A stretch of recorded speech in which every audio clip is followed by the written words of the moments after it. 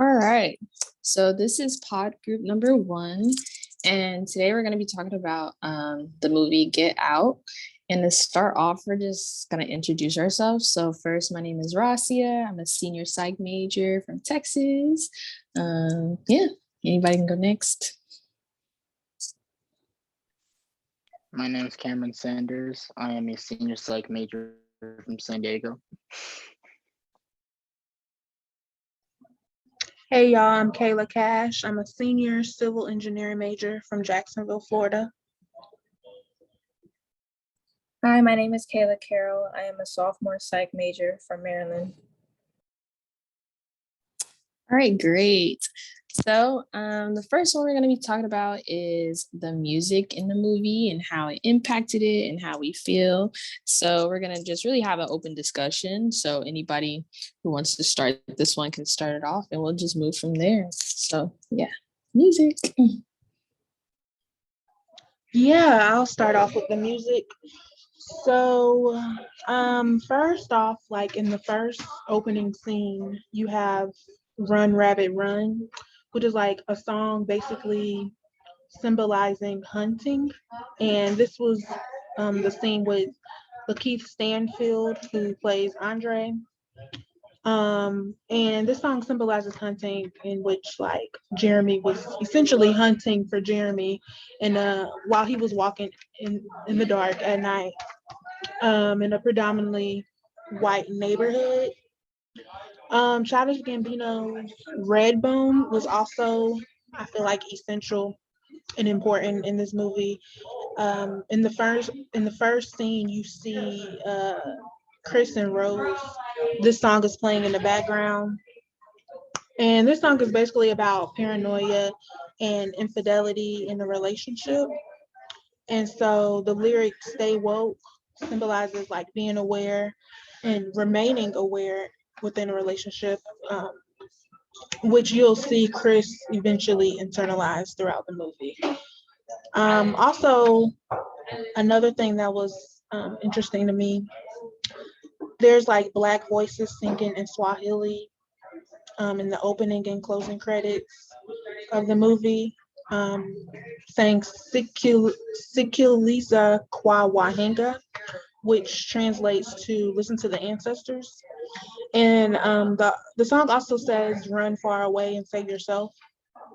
And I thought this was interesting to put at the beginning and ending, because it's like a reoccurring lesson that should be kept, especially with Black people dealing with racism and stuff, which this movie is a clear defining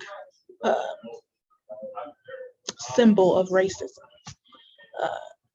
So yeah, that's what I have for Get Out music. All right, honestly, I couldn't have really said it better myself. So yeah, props to you. Anybody else have anything to say about music?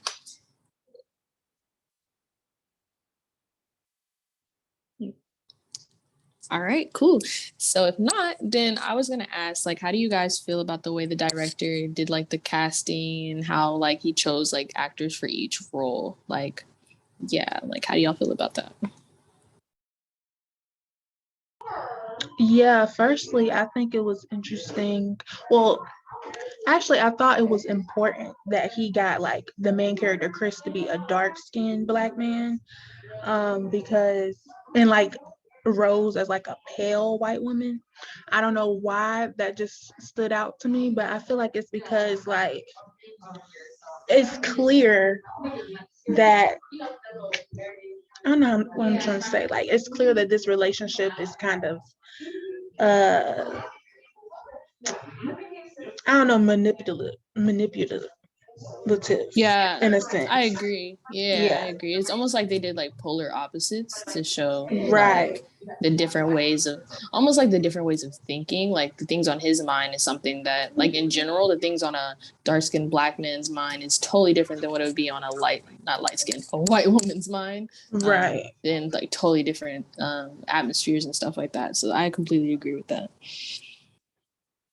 So I definitely agree also in that I feel like Peel was just very deliberate and how he chose his actors, because like, you know, the main actress, she was your, I'll talk about it more later, but she was more of kind of your typical all-American girl, and like, you know, like how they try to make them as liberal as possible. They chose like an actor that's literally resembles the cool dad and like the, like, you know, savvy East Coast centric, like very, very smart liberal mom that are just like, you know, you typically see on the East Coast of people who like, oh, you know, we're woke. But I feel like he just did a really good job of just capturing them. I also think they did well with casting.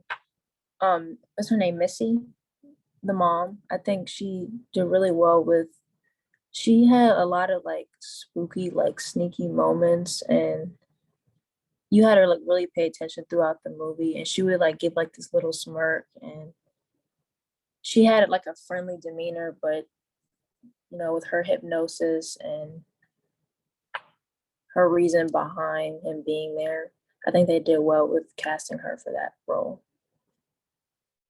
Yes, like even at the beginning, I was like, why she look like that? Like she really watching this man, asking him like certain questions and stuff like that. Like she knew exactly what she wanted to get out of him. And they chose the perfect person to like play both sides. Like, oh, she's just nice. In reality, she's sneaky. Right. Yeah, like each family member had a role. Like the mom, Missy, she was like to get inside like the person's head. And the son, of course, I guess being, I don't know the word, but basically being like, you're a nobody, whatever. And then like Cameron mentioned, you know, you got the dad, like the perfect white man or whatever, that's, you know, trying to be cool and savvy and with the times. So yeah, I thought the casting was pretty good as well.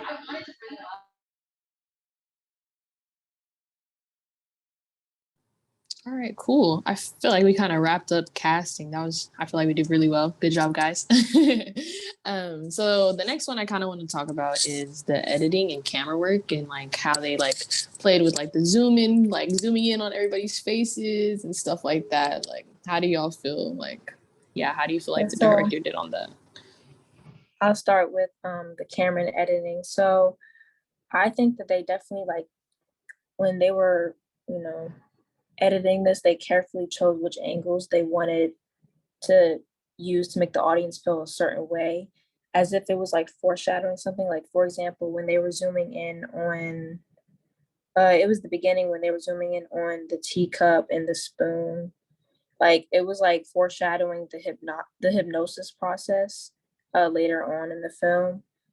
And I think that was very interesting. And also when they did the close up image of Chris when he was being hypnotized, like his eyes were like red, like bloodshot red, and it was just filled with fear. And I think we wouldn't have been able to really feel the intense emotion he was feeling if it was not like a close up shot.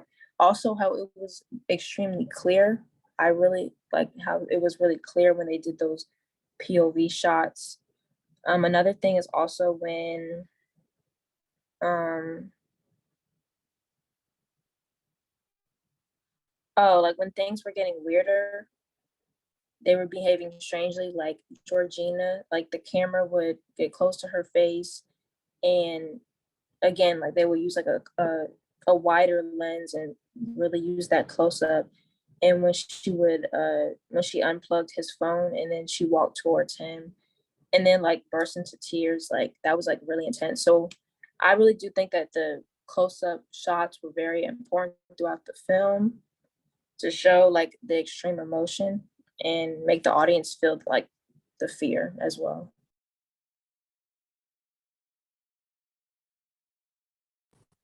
Honestly, bro. Yes. I think you wrapped that up pretty well. I feel like the close-up shots were like the highlight parts in the movie.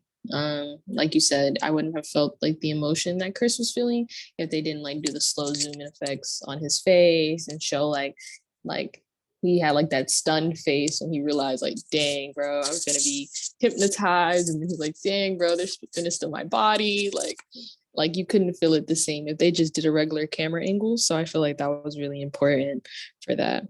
Does anybody else have anything to say about that? I completely agree with both the points that y'all made.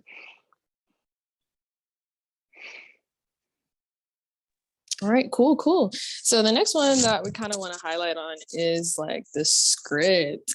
So like for me, I feel like this was a great script because it like all like played into each other. It was like foreshadowing when the best friend was, oh man, I forgot his name. But when the best friend was kind of like, bro, you shouldn't go to your white girlfriend's house. Like you shouldn't do that. And then the fact that he was like right, like the whole time he was able to run down everything that happened. Like, yes, they're being hypnotized. Yes, this is happening. Yes, they're being slaved, like in a different sense, but they're still slaves. Like, it was very interesting to me how they did that. And they made him seem like the fool. In reality, he was like the smartest one there. So I felt like that was interesting. And still on that point, I don't know about you guys, but when I'm with my friends, I'll make jokes about like certain things. Like, yeah, I wouldn't go over to a white person's house for X, Y, and Z, but it's as a joke. But they really played into stereotypes right there, like how we say, like, oh man, that's a white people thing. Like, don't do that. Don't go into the woods. So I just found that to be kind of funny. It was humorous to me. I don't know about y'all. But yeah.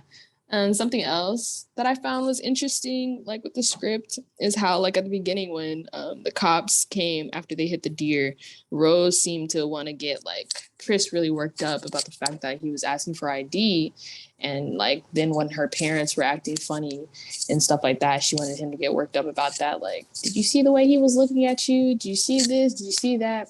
As if she's trying to play and be on his side when in reality she knows exactly what's going on. And that's just a good way to show like how manipulation works. And I feel like he did very well with like scripting exactly what she would say. So like it seemed like she was like for her boyfriend.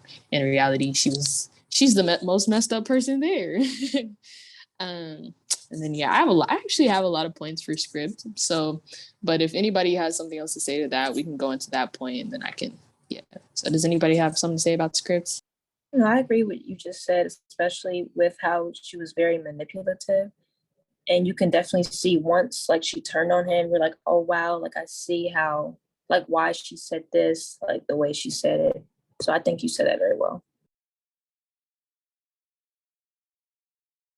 All right. Yeah, I agree when you were saying about the manipulation or whatever, because like you can tell she was trying to get him to like react, but that's just not who Chris was as a person. And you can see that at the end of the movie as well. Like he didn't even kill her because that's not, you know what I'm saying? He's not that aggressive person that she was trying to pull out of him or whatever. So yeah. Yeah, it's almost like she wanted to see like a different side of him, and I couldn't figure out why, but it was like very interesting to just see her like, huh, did you see this? Did you feel like this? Like, shut up. And like she also kept doing it to like play dumb. She was like, no, I don't think they mean it like that, or like just trying to like dumb down the situation and make him very angry. Yeah, the playing dumb part really got to me because in a lot of movies, actually, when the white woman plays that role, she does play the dumb or the innocent, or she feels like she's being attacked. Like, even I forgot what scene it was, but it was closer to the beginning when he was first like, yeah, I feel like it was like Walter, her granddad actually. He was just like, yeah, does he like you or something like that? And she was just like, wow, you just think, oh no, it was the phone. She was just like, oh, you think you're so sexy that she had to unplug your phone. And it was just like, no, woman. I'm coming to you with a real concern. So she was really, yeah, she was the worst, honestly. She was the most manipulative person there. So yeah, I'm glad we all agree on that. But for another point that I had for scripts, it was interesting. It was kind of like, yeah, it was interesting to me. It was like all the white people try to like connect with Chris and like feed into different stereotypes that we hear. Like, oh, Black people are athletic, Black people are stronger, Black people are like in season, or like they're fashionable now. Oh, I would have voted for Obama. They have better sex. Like, you know, like everything that those people were saying, they're just playing into that.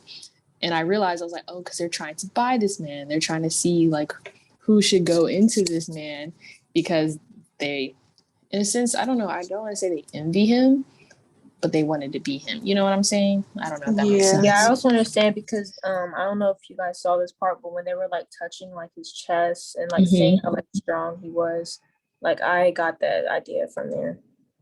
Yeah, that's exactly the scene I'm talking about. But yeah, I have a lot. Yeah, I wrote a lot for script, but for time's sake, we can go ahead and like start talking like it's about the settings and the costume and how like that all played a role into the movie and stuff like that. So whoever wants to start can start.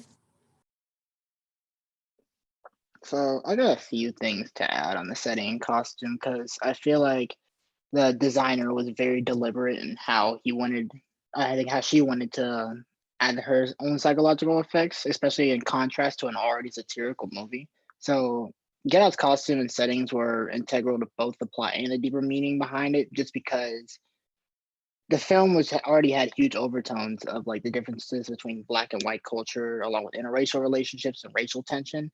But I found it very funny, like kind of like the main area where the movie was shot, like the parents' house was kind of like a plantation-esque estate in the middle of the woods, and to like kind of further exaggerate that and make the audience already uncomfortable leading into there.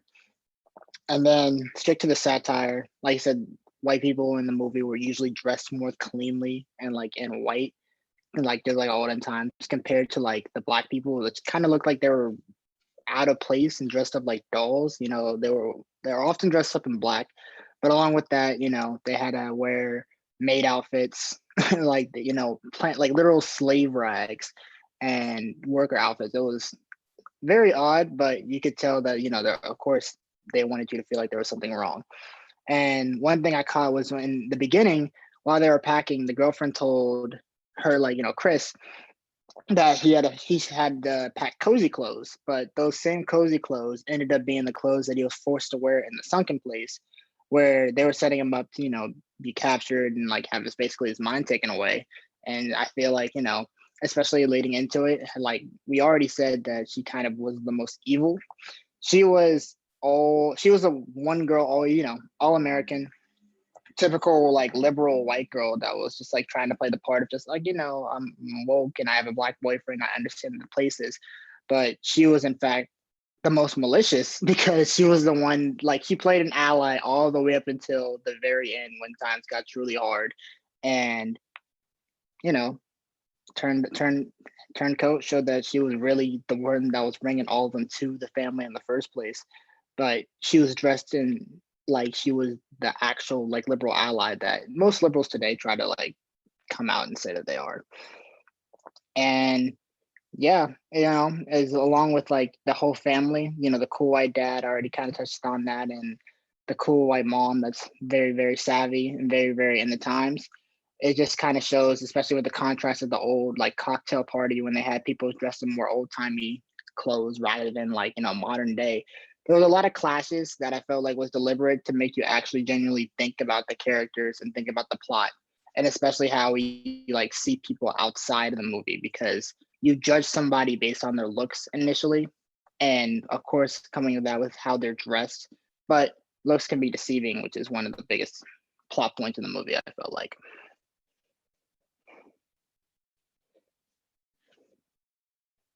But yeah. Yeah, I agree.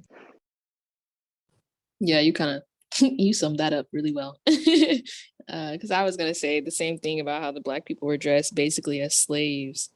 Like I was like, doesn't that look a little bit like when they're first driving up to the house and they saw Walter? I was like, this man is a slave. And then yeah, I completely agree. I have nothing to say. Is there anybody else, or we can move on? We can move on. Great. All right, cool. So we talked about settings and costume. Oh, we're on the best one yet. So the psychological impact of the film. So we can all like kind of touch on this because it's like the last one anyways. So anybody could start because anybody could start with this one.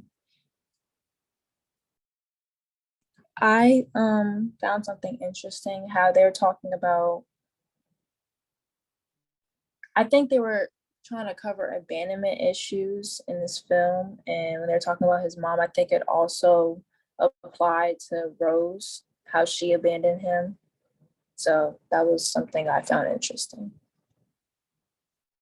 Yes, on that same point, I literally wrote down our past always has a way of reappearing because he tried to bury his feelings about his mom and what happened. And then the mom was able to get that out and get him to explain what really happened. And he was explaining it to Rose, and then she went and manipulated him. So you already know once he gets back home, he's going to have real trauma. Because the things he tried to hide all resurfaced just in that house. So yeah, he has a lot of healing time ahead of him.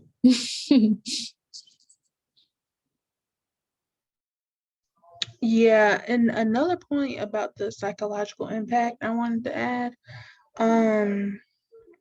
like the image of the police in this film is like when Rod went to them and was like, "Hey, my friend is in trouble." They took it as a joke, you know what I'm saying? And it's just like we see them as like really not caring about missing Black men, because that's essentially what Rod was telling them. Like, he's missing and he's missing. So what y'all gonna do? And basically, he told them his theory, but of course they didn't believe it because it sounded crazy. But like they did nothing, which it kind of surprised me. But then it was like, you know what? It doesn't surprise me at all, because I mean that's what the police does. Yeah, it surprised me only because they were Black. Like, I was like, bro, like you see that this man is actually, that's literally what I thought the same thing. I was like, man, it doesn't matter what color you are, bro, you still got that same mindset. It's so sad. Like, yeah, that was tragic. No, yeah, they were real funny with the police in this movie. Like, especially, being Black. And then for me, it was really just the ending where, like he was finally getting away and the police came and everybody automatically was just like, oh, that's bad. Like, especially the way that she was just like playing it off like, oh no, kill him, do everything like that. And like, just even without like any of like the whole twist, you knew it was just bad news because the police in a Black man situation. But it was really funny when the best friend came out and they were like, oh, okay, never mind, everything's good. And so I don't know, you guys kind of really like hit all the core points when it came to the police, but I liked what they did with them in the movie. No, literally, that's funny that you mentioned that, because I had seen this in the movie theater and I remember vividly everybody was like, oh, is she about to go to jail? What the heck? But then when his friend came out, we literally started cheering. Like, it was a moment. So yeah. But what else was I gonna add? But yeah, that whole police thing, wow. Yeah, I find it kind of sad that we all thought the same thing about the police. Like, because that's actually how we feel in real life. Like, it shows that the director was able to take the way that we as Black people kind of feel in real life when we see the cops or we hear about the cops and like applied it to the movie. Like, they're really not, they're supposed to be on our side, but at the end of the day, we all have like a weird feeling about them. Like, oh, dang, they're actually the bad guy. So yeah, and then it ties back to when Rose was trying to make the cop. In the beginning, I couldn't tell if the cop was doing something wrong, actually. I thought he was right. Like, you're supposed to get the ID of everybody involved in an accident. But it was interesting how she tried to play the cop automatically against Chris. And it was like, yeah, there she goes again. Manipulative. Like, yeah, babe, I'm on your side. Exactly. So yeah, that was interesting. That's interesting. Do y'all think there was a point of like Rod being a part of the TSA? Like, what's the significance behind that? He was able to do the tracking and stuff like that. Like, he had a different way of thinking as opposed to just being your regular best friend. He's like, no, I've seen crazy stuff happen. I think that was the most significant part. Oh, okay. That makes sense. Yeah, because if he was like a normal person, like, yeah, my friend got hypnotized, they would have looked at him even more crazy. True. So yeah, and he wouldn't have been able to find him. Oh yeah, no, I fully believe that. But all right, y'all, we hit all the points. I feel like we did pretty well, kind of expressing our feelings. How do y'all feel? Yeah, I think we hit everything Yeah. on the nail.